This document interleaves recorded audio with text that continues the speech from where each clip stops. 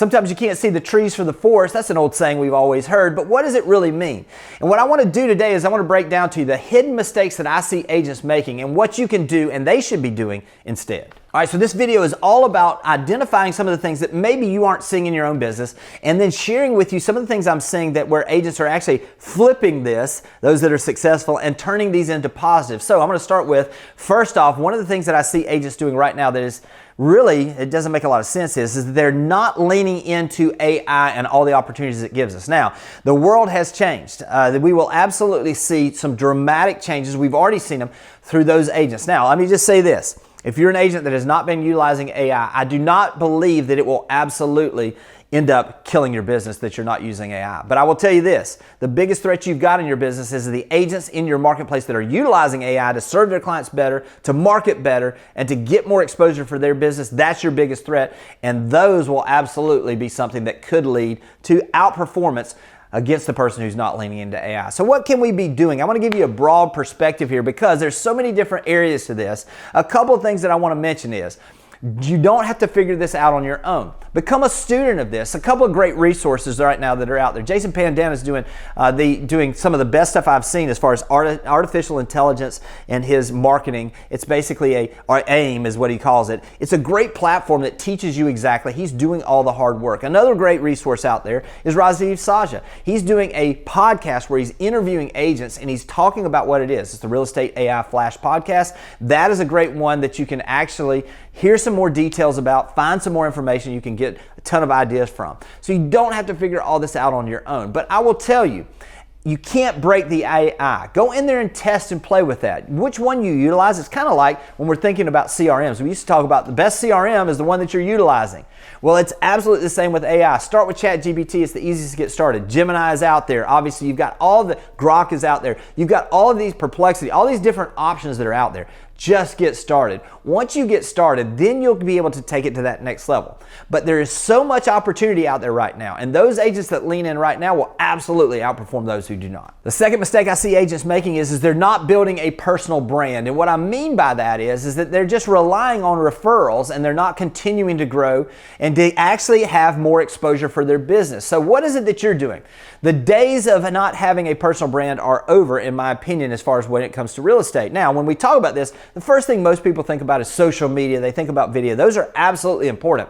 But where is it that you're actually micro famous, I guess you could say? Where is your personal brand being grown? It could be just in your neighborhood. It could be at the PTA. It could be something that you're involved with a little league team or a little league that is in your local area. Whatever it is, think about what it is that you're doing to build your personal brand, where the people that are there absolutely know you as the resource for real estate.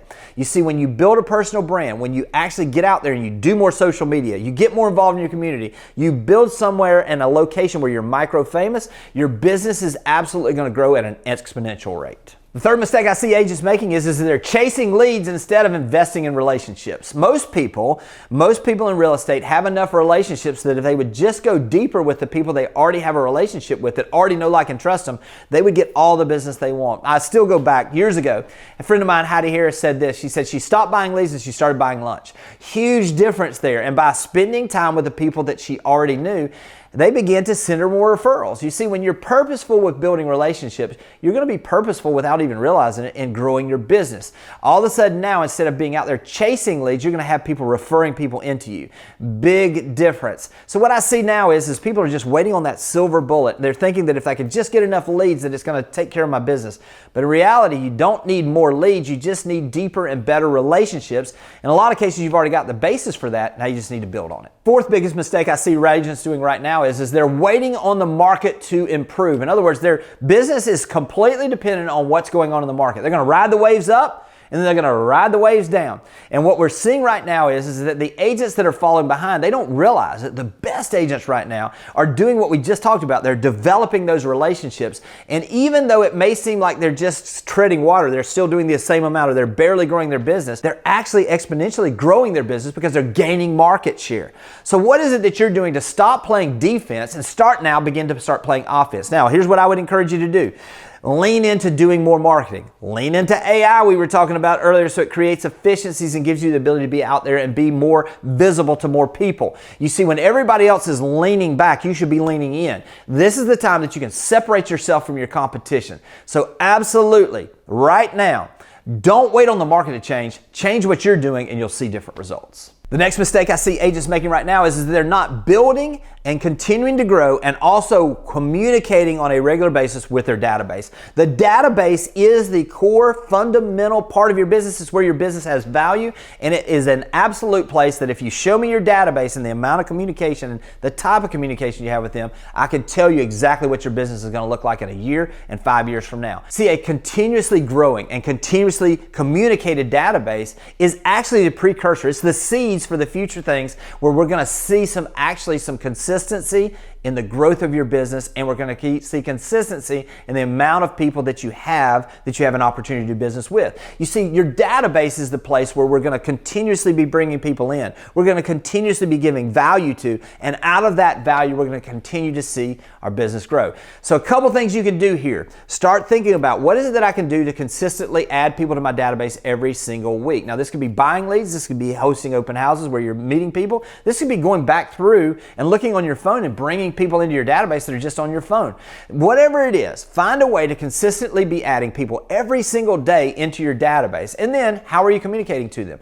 One thing that I've seen that is less effective than it used to be is the weekly newsletter or the monthly newsletter. And what I would suggest is that if you're going to do a newsletter, instead of putting 6 or 7 things and your open rates are really low, break that down with just the ideas of exactly what it is that you can do on a shorter email that goes out. So in other words, if you're going to have in your weekly or your monthly email that you're sending out, and you're going to have a portion that talks about activities happening in the local area that month, find 1 or 2 activities, highlight those in one email. Then, if you're talking about your favorite property, do that in a weekly email that you're sending out as a property or deal of the week. Find specific things. Get more specific. Don't do longer emails. Do shorter emails because the attention span is lower, and very specific types of value that you'll see. Notice when you break these out, which ones have the higher open rates. Lean in because that's your database telling you what they want more of. Give them more if they want, and I promise you're going to get more of what you want. The next mistake I see agents making is not optimizing their Google business profile. Now, you have to understand, no matter what happens, if someone is referred to you, if they find you somewhere, they're going to go on and they're going to Google you to see if you're a good fit for them. The Google business profile is a free way that is put at the top for you to set the stage and set the tone for what it is that they actually see. So what is it that we're seeing the best agents do right now? They're making sure that every single field is filled out on their Google business profile.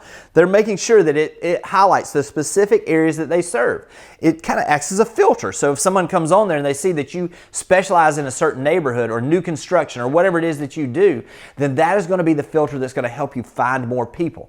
They're also maximizing the reviews. They're utilizing this as a place that they can have reviews because people now are trusting online reviews almost at the pace of a personal recommendation. So the best agents that I see right now, what is it that they're doing to make sure that they're maximizing the opportunities? They understand that people are going to Google, so they set the framework with their Google business profile where they see what they want them to see. Now here's the thing, even the Lone Ranger had Tonto. We all can't, if we're going to be our best, we have to have somebody that is going to be there with us. So who is it that we can build these relationships with? Do you have a trusted lender that you know when you send your client over there, they're going to get 5-star service? Do you have someone that you know that is going to give them insurance quotes from multiple places so they have confidence when they make the offer, they know what their expenses are going to be? Do you have a home inspector that you trust? Do you have resources in the local area like someone that can help them with the landscaping, somebody that can be a handyman, all of those things? You see, those resources, those connections, having those partnerships in place, not only does it lead to you giving more confidence that you can give your prospects and your clients the best information possible about the best people that can serve them, but it also gives you more referral sources. You see, when you lean into those partnerships, you begin to develop those relationships at a deep level. They will actually grow their business through the referrals you send them. And what will people do when you send them referrals? In most cases, they're going to send you referrals back. Build the partnerships, and that will absolutely help your business see the results you're looking for. I hope these have been helpful, and I'll talk to you soon. Thanks for watching the video. I specifically chose the video below for you because it builds on the one you just watched. I hope it's helpful, and I'll talk to you soon.